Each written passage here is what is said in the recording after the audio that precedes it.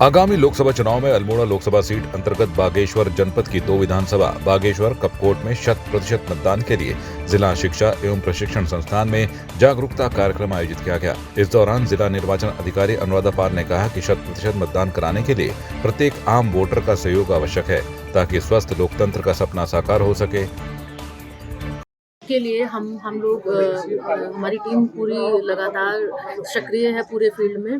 हम देखते ही हैं कि बागेश्वर में पिछली बार का जो लोकसभा 2019 में चुनाव हुआ था उसमें 57% मतदान रहा था, जो कि नेशनल एवरेज 67 है, जो नेशनल एवरेज से काफ़ी कम है और स्टेट एवरेज से भी कम है। तो हमारा इस बार का ध्येय लक्ष्य यही है कि हम 75% तक इस मतदान को पहुँचाएँ। वो तभी सुनिश्चित होगा जब हम घर घर जाकर अवेयरनेस क्रिएट करें। तो हम इसी तरह से एक स्ट्रैटेजी बनाते हुए अवेयरनेस क्रिएट कर रहे हैं। जो हमारे बैग हैं, बूथ अवेयरनेस ग्रुप है, वो लगातार हर एक मतदेय स्थल पर जा रहे हैं और लोगों से एक शपथ ले रहे हैं मतदान करने की।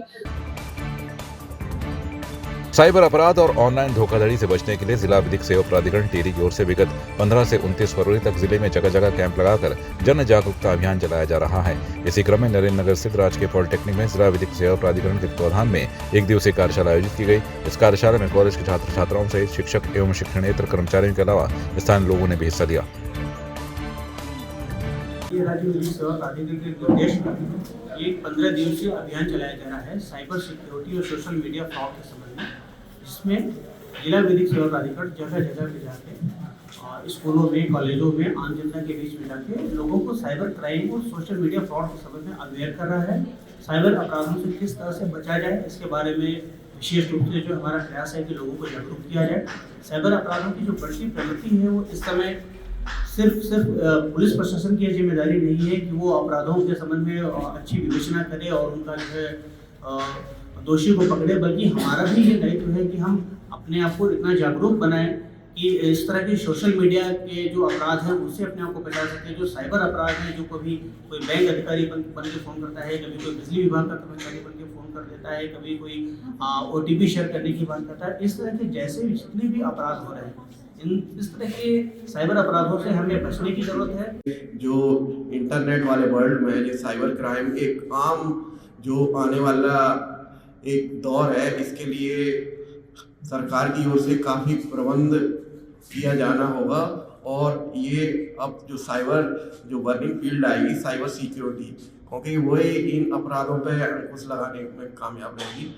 और ये जो आज का कार्यक्रम है बहुत ही सफलता के दृष्टि से इन बच्चों को जो जागरूक किया गया है, ये आगे अपना और अपने आसपास के जो इनके संपर्क में होंगे उन्हें अभी अवेयर करेंगे। और ये कार्य हल्द्वानी में हुई हिंसा के आरोपियों को पुलिस लगातार गिरफ्तार कर रही है। इसी के तहत पुलिस ने अभी तक 14 आरोपियों को गिरफ्तार कर लिया, जिसमें पुलिस की ओर से 3 वांटेड आरोपी भी शामिल हैं। SSP नैनीताल प्रहलाद नारायण मीणा ने मामले का खुलासा किया। देखिए, जो नामजद अभियुक्त थे जिनके कोर्ट से हमने वारंट लिए थे, इनमें से 3 अभियुक्तों को आज हमने गिरफ्तार किया गया है और इसके अलावा बाकी 11 हमने और अभियुक्त जो तीनों मामले में मिला के गिरफ्तार किए हैं। तो आज टोटल जो है 14 लोगों की गिरफ्तारी हुई है और अब तक इस मामले में 58 लोगों की गिरफ्तारी हो चुकी है। आज हमने गिरफ्तारियाँ की है, इसमें एक अभियुक्त जो है उसके कब्जे से हमने जो PSC की हमारी सरकारी मैगजीन गायब हुई थी पिस्टल की, वो हमने बरामद की है। साथ ही जो मुखानी थाने की जो गाड़ी थी उस पर आग लगाने वाले जो अभियुक्त थे उनके कब्जे से हमने कुछ जिंदा पेट्रोल बम भी बरामद किए हैं और साथ ही इनमें से जो 2 अभियुक्त हैं उनकी गिरफ्तारी की गई है जिनके द्वारा पेट्रोल बम बनाए गए और जो उपद्रवी उनको पेट्रोल बम दिए गए।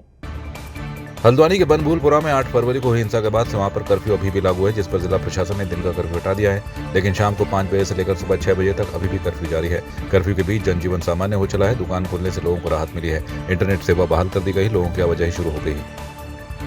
जैसा कि आप सभी जान रहे हैं, नाइट कर्फ्यू इस क्षेत्र में लागू है। शांतिपूर्वक सारी स्थिति है और सभी दुकानें खुली हुई हैं, लोग अब आराम से आ जा रहे हैं। इसके अलावा जो वो स्थल है जिसे मल्लिका बगीचा, उसके आसपास जो कर्फ्यू लगा हुआ है वहाँ पर भी सुविधाएं लोगों को प्रदान की जा रही है। किसी को कोई समस्या है उसमें अधिकारी भ्रमण कर रहे हैं, उसे दूर किया जा रहा है। और इसमें हमारे जो शहर के इसमें इमाम साहब लोग हैं, जो मौलाना साहब लोग हैं, उन्होंने भी अपील करी है सभी लोगों ने, सब कुछ शांतिपूर्वक चल रहा है। ये स्थिति रही है तो शीघ्र ही उच्चाधिकारी इसमें हमें दिशा निर्देश देंगे और इस कर्फ्यू को आगे हटाया जाएगा। कांग्रेस प्रदेश कार्यालय देहरादून में एआईसीसी के वॉर रूम ट्रेनिंग हेड की ओर से वॉर रूम के चेयरमैन नवीन जोशी की अध्यक्षता में आगामी लोकसभा चुनाव की तैयारी को लेकर बैठक आयोजित की गई।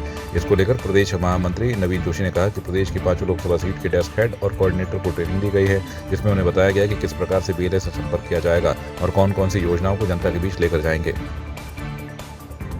लोकसभा चुनाव 2024 के लिए सेंट्रल वॉर रूम की एक टीम आज उत्तराखंड में आई।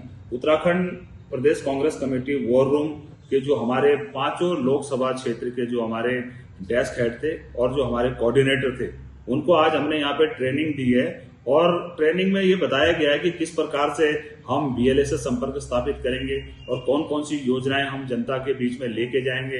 जिस प्रकार आजकल ये मीडिया और प्रिंट मीडिया में, इलेक्ट्रॉनिक मीडिया में हम लोगों की बातें नहीं पहुंच पाती हैं, तो किस प्रकार से हमारा सोशल मीडिया काम करेगा, ये सारे मुद्दों को लेकर आज हमने यहाँ पे ट्रेनिंग आयोजित की गई है। उसमें जो हमारे सेंट्रल वॉर रूम के जो ट्रेनिंग हेड थे ललित जी, उन्होंने लोगों को अवगत कराया है और हम पूरे इसमें बूथ स्तर पर और पूरे जो हमारे जिलाध्यक्ष हैं, जो हमारे एमपी के कैंडिडेट्स रहेंगे, इनसे हम संपर्क स्थापित करेंगे। बीते एक दशक से बीजेपी का गढ़ रही टिहरी लोकसभा सीट पर कांग्रेस अपनी जीत सुनिश्चित करने के लिए तैयारी को धार दे रही है। इसको लेकर टिहरी लोकसभा प्रभारी मंत्री प्रसाद नैथानी का कार्यकर्ताओं से बैठकों का दौर लगातार जारी है। इसी क्रम में गढ़ी कैंट क्षेत्र में बैठक का आयोजन किया गया। बैठक को लेकर टिहरी लोकसभा सीट प्रभारी मंत्री प्रसाद नैथानी ने कहा कि अब हमारी बैठकों का द्वितीय चरण है। देखिए, पार्लियामेंट का चुनाव सिर पे है और कांग्रेस पार्टी की तरफ से पार्लियामेंट का टिहरी का कोऑर्डिनेटर होने के नाते ये बैठकें हम सेकेंड दौर की चला रहे हैं। प्रथम चरण हमारा जिलेवार बैठक का था, वो सफल रहा। द्वितीय चरण हम विधानसभा वार बैठकें की ये शुरुआत कर रहे हैं। आज कैंट विधानसभा में तमाम हमारे कार्यकर्ता साथियों का भाई धस्माना जी के नेतृत्व में यहाँ पे बैठक हुई। निश्चित तौर से जो पार्लियामेंट का चुनाव है, इस समय कांग्रेस कार्यकर्ता जो है हर हाल में ये जो चुनाव है लोकतंत्र बचाने का चुनाव है। पूरे देश के अंदर कांग्रेस पार्टी का जो कार्यक्रम चल रहा है, सब लोकसभा वार प्रभारी बनाए गए हैं। उत्तराखंड के 5 लोकसभा सीटें हैं, 5 लोकसभा सीटों के लिए प्रभारी बनाए गए हैं। मंत्री प्रसाद नैथानी जी टिहरी लोकसभा के प्रभारी हैं। कैंट विधानसभा उसी के अंतर्गत आती है। कैंट विधानसभा के आज 3 ब्लॉकों के 3 ब्लॉक अध्यक्ष, सारे वार्डों के अध्यक्ष, हमारे पार्षद का चुनाव लड़े हुए लोग, हमारे तमाम प्रमुख नेता जो महानगर में और जिले में और प्रदेश में पार्टी में काम कर रहे हैं, वो आज यहाँ उपस्थित थे।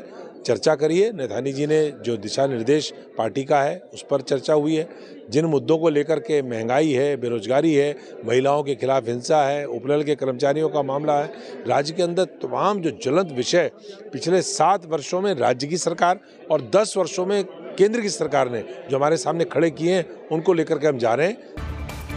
हल्द्वानी के नगर निगम सभागार में जिलाधिकारी की अध्यक्षता में गणमान्य लोगों की बैठक हुई। इस दौरान जिलाधिकारी वंदना सिंह और वरिष्ठ पुलिस अधीक्षक प्रहलाद नारायण मीणा सहित सभी प्रशासनिक अधिकारी मौजूद रहे। साथ ही शहर के सभी सामाजिक संगठन और धार्मिक संगठनों के प्रतिनिधि मौजूद रहे। और पिछले दिनों हुई बनभूलपुरा हिंसा के बाद शहर के हालात सामान्य करने व शांति व्यवस्था बनाए रखने को लेकर सभी लोगों ने प्रशासन का साथ दिया। शहर में शांति व्यवस्था क्योंकि बनी हुई है और बनभूलपुरा क्षेत्र से भी अब ज़्यादातर हिस्से से हमने कर्फ्यू पूरी तरह हटा दिया है। सिर्फ रात में थोड़ा सा प्रिकॉशंस हम लोग ले रहे हैं, तो आगे धीरे धीरे माहौल सामान्य होगा। सभी लोग अपने रोजगार वगैरह पर भी लौटेंगे। तो ऐसे में कुछ घटनाएं, कुछ इस तरह के बयान सामने आ रहे थे अलग अलग संगठनों से कि वो किसी एक विशेष वर्ग को जैसे काम नहीं करने देंगे या बायकॉट वगैरह करेंगे। वो चिंताजनक था। उससे शहर का माहौल भविष्य में भी बिगड़ सकता है। तो हमने आज सभी वर्गों के, सभी प्रकार के व्यवसाय करने वाले जो लोग हैं हल्द्वानी शहर के, उनको बुलाया था। सभी से ये अपील करी गई है कि एक वर्ग विशेष को भी टारगेट ना करें और आपस में भी इस प्रकार की कोई भावना ना रखें गुस्से की या दुश्मनी की, जिससे आगे भविष्य में शहर की शांति व्यवस्था कोई खतरा हो। सफाई कर्मचारियों की यूनियन की तरफ से भी एक बयान पिछले दिनों आया था कि वो उस क्षेत्र में सफाई नहीं करेंगे। तो ये मैं उनका गुस्सा समझ सकती हूँ, क्योंकि सफाई कर्मियों को भी काफ़ी चोटें आई थी उस घटना के दौरान। तो हमने उनको भरोसा दिलाया है कि उनकी सुरक्षा की जिम्मेदारी पुलिस प्रशासन की है और ऐसे सिर्फ एक विशेष एरिया को टारगेट करके कोई बायकॉट वगैरह ना करा जाए, जिससे आगे भविष्य में माहौल ना। देखिए, सबसे पहले तो जो कुछ भी हुआ 8 फरवरी में वो दुर्भाग्यपूर्ण था। वो एक काला दिवस के तौर पर याद किया जाएगा यानी यह है कि पूरे राज्य में और पूरे सूबे में, पूरे मुल्क में उसकी जो छवि गंदी हुई है हम लोगों की, वो यकीनन बहुत ज़्यादा दुख की बात है। ऐसा नहीं होना चाहिए था।